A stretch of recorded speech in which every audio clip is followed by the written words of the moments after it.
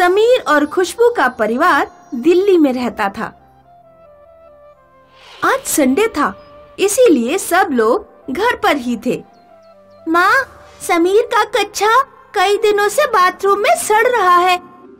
इसने अभी तक धोकर नहीं डाला है। मैं धोकर डालूं या नहीं डालूं, तुझे क्या मतलब? तेरा रबर बैंड बाथरूम में सड़ता रहता है, मैंने तो उसके लिए कुछ नहीं कहा। समीर अपना कच्छा धो के डाला कर, इतना बड़ा ऊंट हो गया है और अपना कच्छा भी नहीं धोया जाता।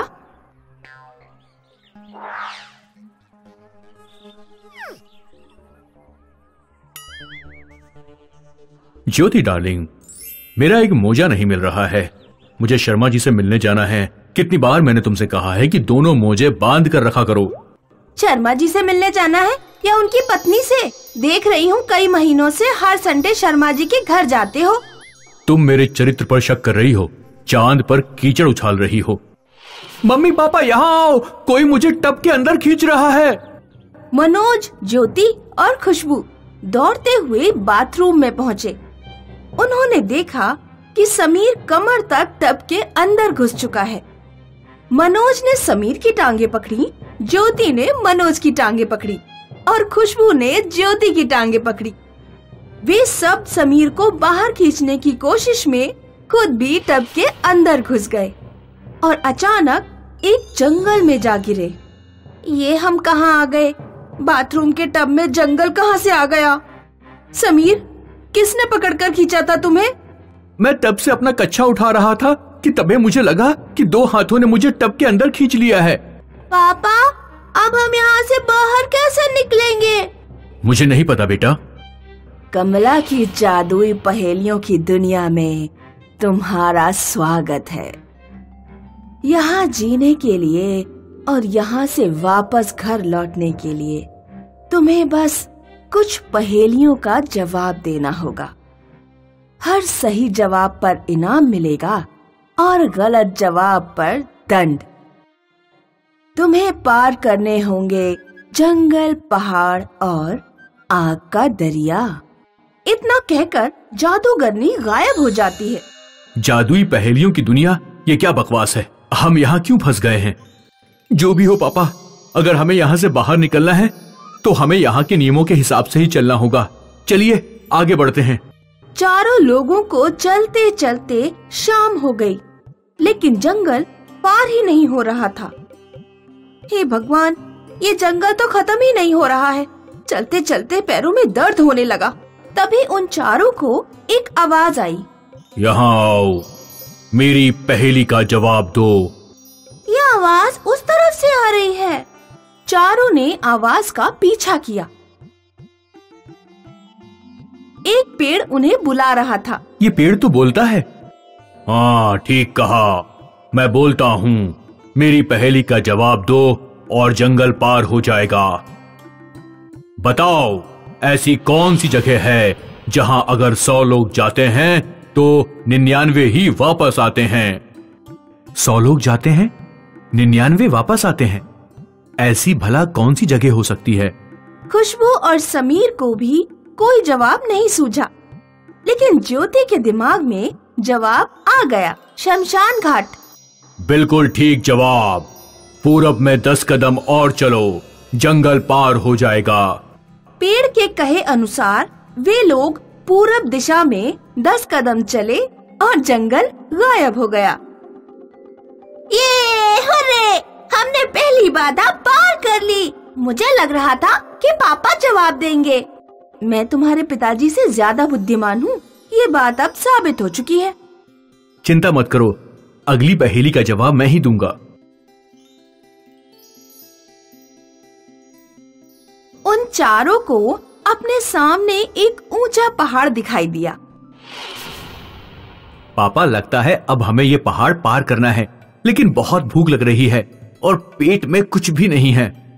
ठीक कहा, हमें कुछ खा लेना चाहिए और नींद भी पूरी कर लेनी चाहिए।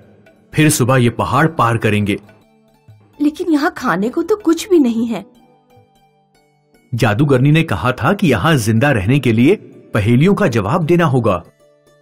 हमें खाना चाहिए। उन चारों को एक आवाज सुनाई दी। यहाँ आओ मेरे पास, मेरी पहेली का जवाब दो। उन चारों ने देखा कि एक फूल उन्हें बुला रहा है। चारों फूल के पास पहुँचे। मैं तुम्हें खाना दूंगा, लेकिन तुम्हें मेरी पहेली का जवाब देना होगा। बताओ ऐसी कौन सी सब्जी है जिसमें ताला और चाबी दोनों आते हैं? सब्जी जिसमें ताला चाबी आते हैं? ऐसी भला कौन सी सब्जी हो सकती है? समीर और मनोज को भी कुछ नहीं सूझ रहा था। लॉकी, लॉकी में लॉक यानी ताला और की यानी चाबी, दोनों आते हैं। बिल्कुल सही जवाब। तुम्हारा खाना हाजिर है। ज्योति, तुम भी इतना अच्छा खाना नहीं बना पाती हो। खाना छोड़ो, तुमने अभी तक एक भी पहेली का जवाब नहीं दिया है।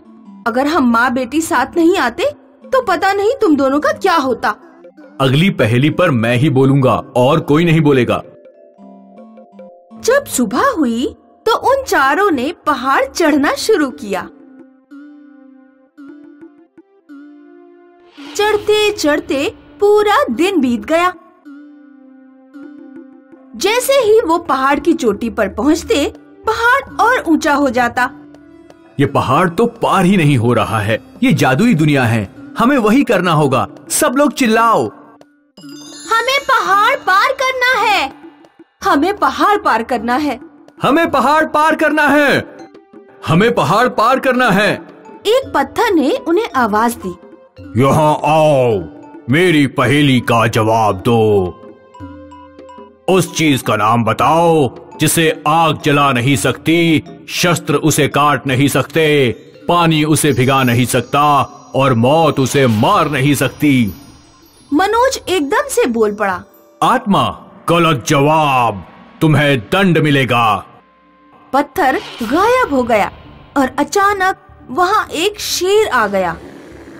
शेर दहाड़ते हुए उन चारों के पीछे दौड़ पड़ा। चारों पहाड़ से लुढ़क गए और बिल्कुल नीचे जमीन पर आ गए। उन्होंने देखा तो शेर गायब हो चुका था। तुम्हारे आध्यात्मिक ज्ञान की वजह से हुआ है ये सब। हमारी पूरे दिन की मेहनत बेकार चली गई। सही जवाब परछाई होता। तुम्हें ध्यान रखना चाहिए कि हम किसी आध्यात्मिक दुनिया में नहीं, जादुई दुनिया में हैं। चारों को फिर से पहाड़ चढ़ना पड़ा और दूसरी पहेली का सही जवाब देना पड़ा।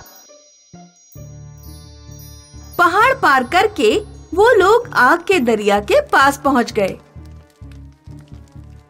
इस पूरी नदी में आग जल रही है, हम इसके पार कैसे जाएंगे? पापा, यहाँ पेड़ मौजूद हैं, हम लकड़ी की नाव बना सकते हैं। चारों ने मिलकर लकड़ी की एक नाव और चप्पू बनाया। उन्होंने नाव आग के दरिया में डाली और जल्दी जल्दी दरिया पार करने लगे। हमें जल्दी इस नदी को पार करना होगा क्योंकि हमारी नाव में आग लग चुकी है। कुछ ही देर में ये आग हमें पकड़ लेगी।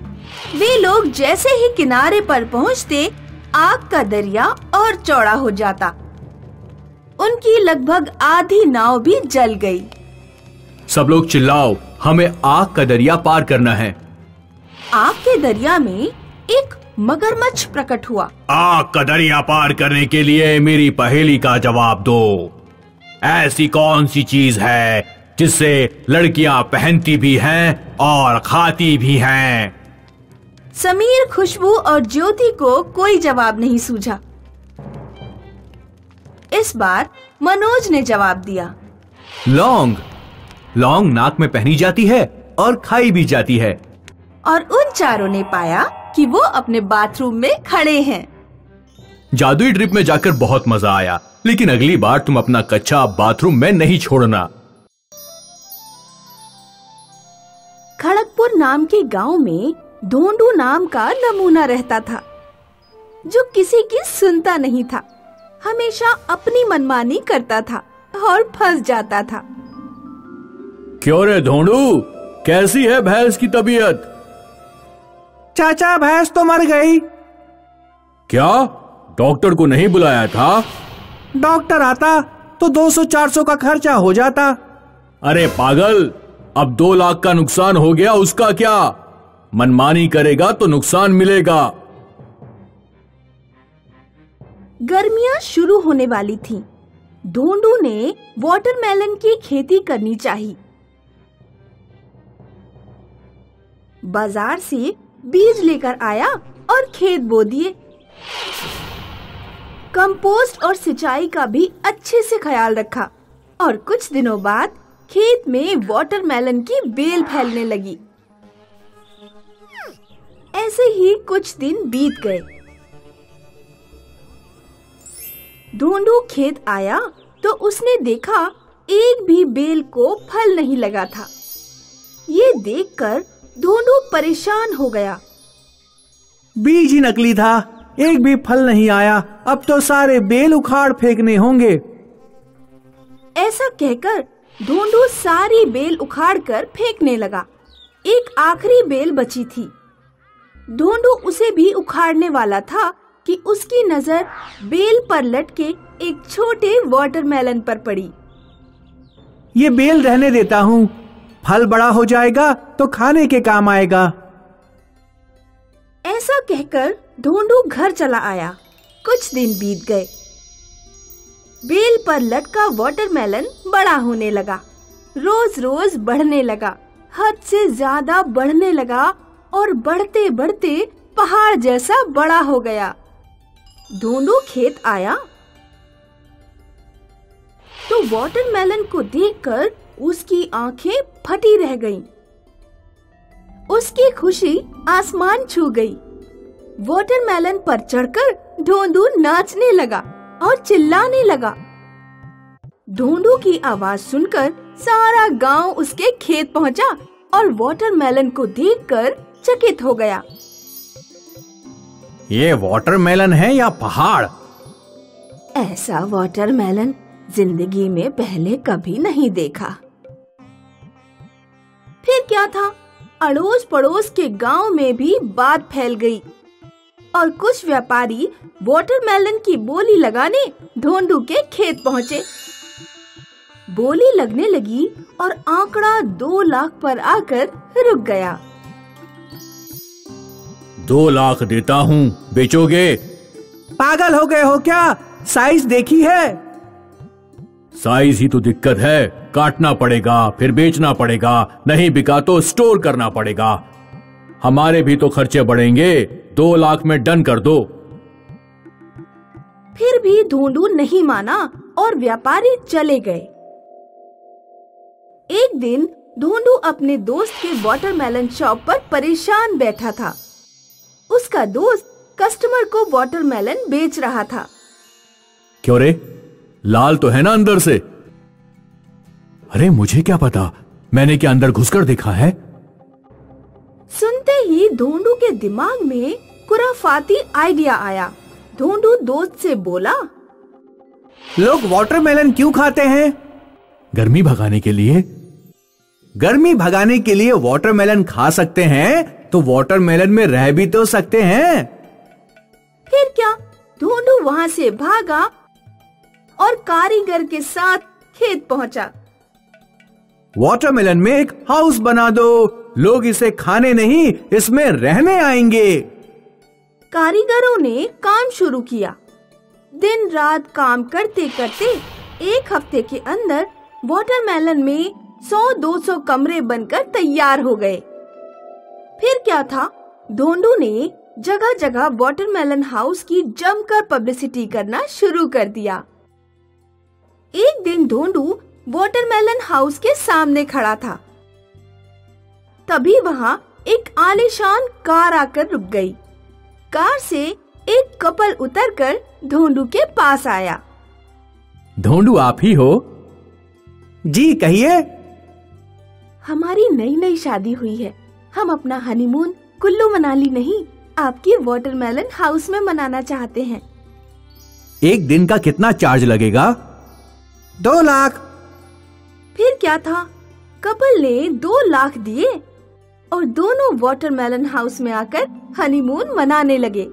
फिर ढोंडू ने वाटरमेलन हाउस में एक रेस्टोरेंट भी खोला और उसका मुनाफा बढ़ने लगा। बड़े बड़े एक्ट्रेस, क्रिकेटर्स, नेता लोग और फॉरेनर्स हनीमून मनाने वाटरमेलन हाउस आने लगे और ढोंडू अरबपति बन गया। एक दिन एक म्यूजियम के कुछ लोग धोंडू के पास आए और बोले, हम ये वाटरमेलन हाउस म्यूजियम में रखेंगे। बोलो क्या कीमत चाहते हो? मैं बेचना नहीं चाहता। बेच दो, वैसे भी बरसात में यहाँ कोई नहीं आएगा और ये पड़ा पड़ा सड़ जाएगा। हम तकनीक से इसे हजारों साल संभाल कर रखेंगे। फिर भी धोंडू नहीं माना और जो होना था वही हुआ। गर्मियां खत्म होते ही बरसात बरसने लगी और वाटरमेलन हाउस को ताला लगाना पड़ा। अब कोई वाटरमेलन हाउस नहीं आना चाहता था। बरसात की वजह से धोंडू भी 2 हफ्ते घर में ही कैद रहा। जैसे ही बरसात थम गई, धोंडू खेत पहुंचा।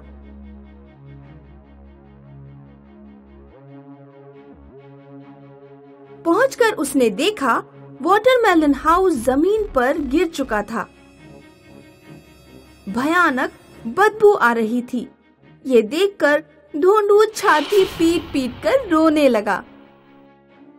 हे भगवान, ये क्या हो गया? हे भगवान, ये क्या हो गया? मैं बर्बाद हो गया। म्यूजियम वालों की बात मानता तो पैसे भी मिलते और प्रतिष्ठा भी। अब तो सब खत्म हो गया। धोंडू जोर। इस प्रकार धोंडू की मनमानी उसकी बर्बादी का कारण बन गई।